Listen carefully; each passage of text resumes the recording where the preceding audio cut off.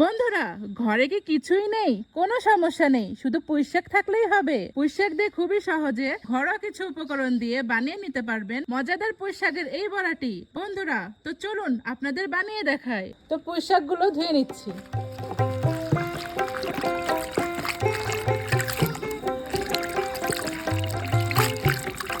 ভালো করে পুঁইশাকগুলো ধুয়ে নেবেন যাতে কোনো ময়লা না থাকে।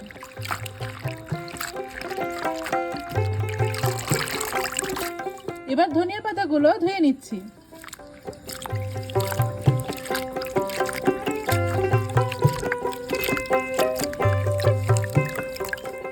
এবার পুঁইশাকগুলো সুন্দর মতো কুচি কুচি করে কেটে নিচ্ছি।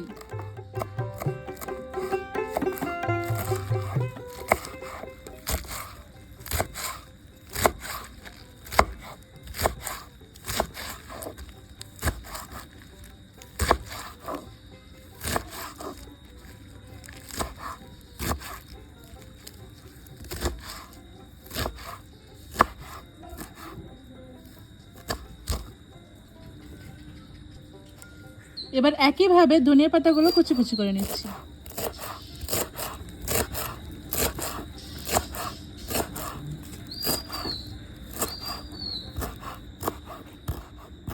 বন্ধুরা, এই যে দেখুন, এই ধনিয়া পাতা হচ্ছে আমার বাগানের টাটকা। তো পুঁই শাকের বড়া বানানোর জন্য প্রথমেই দিয়ে দিচ্ছি পুঁই শাক, তারপরে দিয়ে দিচ্ছি ধনিয়া পাতা, তারপরে দিয়ে দিচ্ছি কাঁচামরিচ কুচি, এবার দিয়ে দেবো পেঁয়াজ কুচি, তারপরে দিয়ে দেবো আদা রসুন বাটা, এবার দিয়ে দেবো ডাউল বাটা।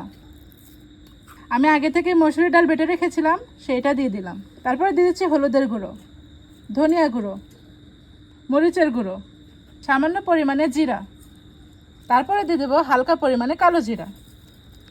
এবার স্বাদ বাড়ানোর জন্য দিয়ে দিচ্ছি লবণ,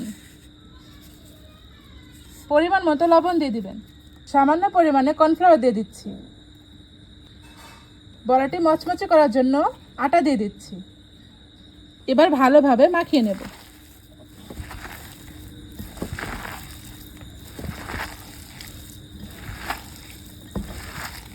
ভালোভাবে মাখাতে হবে বন্ধুরা।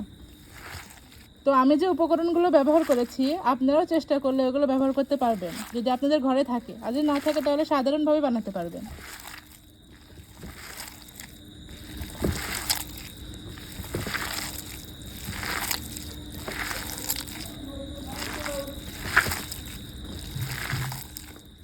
তো যতক্ষণ না নরম হচ্ছে ততক্ষণ আমি মাখতেই থাকবো।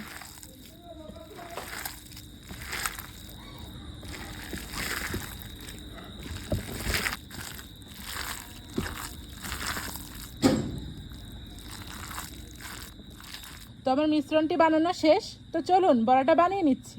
কড়াই গরম হয়ে গেছে, এবার তেল দিয়ে দিচ্ছি।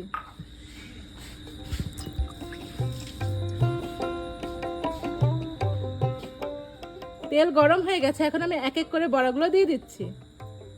বিসমিল্লাহ। হালকা আছে চুলাটা রাখবেন যাতে পুড়ে না যায়।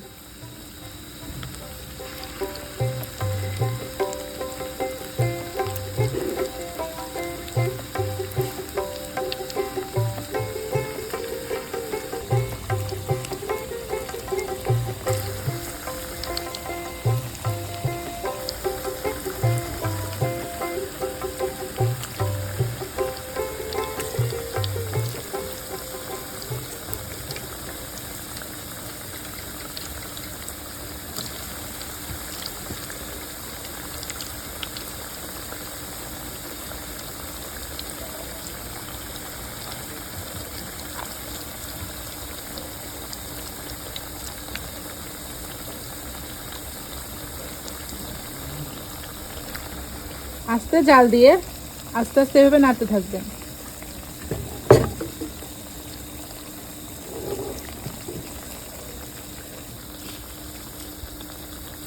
এবার এক এক করে উল্টে দিচ্ছি।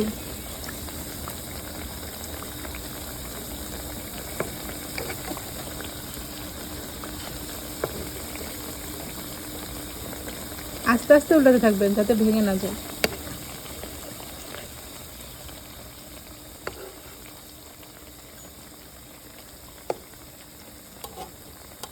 তো বন্ধুরা, আপনারা কারা কীরকম পেঁয়াজি খেতে পছন্দ করেন অবশ্যই কমেন্ট করে জানাবেন। আর আমি আপনাদেরকে বলছি যে কি কি ধরনের পেঁয়াজি হয়, যেমন আলুর পেঁয়াজি, পেঁপের পেঁয়াজি, তারপর হচ্ছে শুধু পেঁয়াজ দিয়ে পেঁয়াজি, ডালের পেঁয়াজি, আবার নানান ধরনের শাক পাতা দিয়েও পেঁয়াজি হয়। তো আপনারা কোনটা খেতে বেশি পছন্দ করেন অবশ্যই কমেন্ট করে জানান। আর আপনাদের যদি পছন্দের কোনো পেঁয়াজি থাকে তো অবশ্যই কমেন্ট করে বলবেন, আমি বানানোর চেষ্টা করব।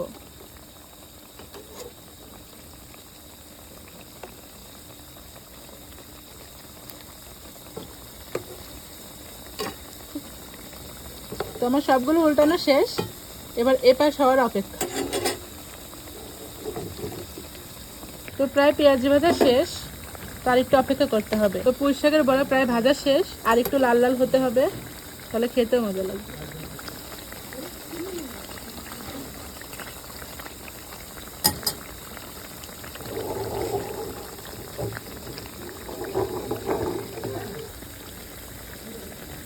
তো পুঁই শাকের বড়া ভাজা হয়ে গেছে, এখন আমি নামিয়ে নেই।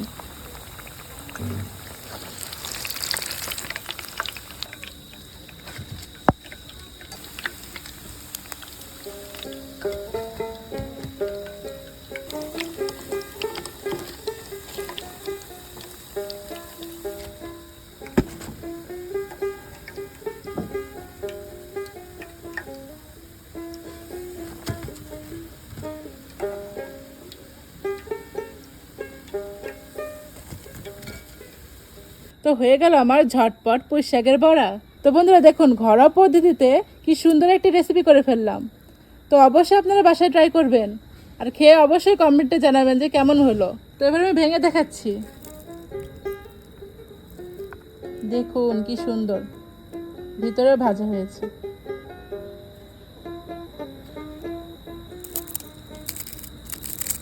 দেখুন কি সুন্দর মচমচে, বিকালের নাস্তা হিসাবে আপনারা খেতে পারবেন এটা চা দিয়ে। দেখুন বন্ধুরা, তো বড়াটি কেমন লাগলো অবশ্যই কমেন্ট করে জানাবেন, আর আমাদের পাশেই থাকবেন।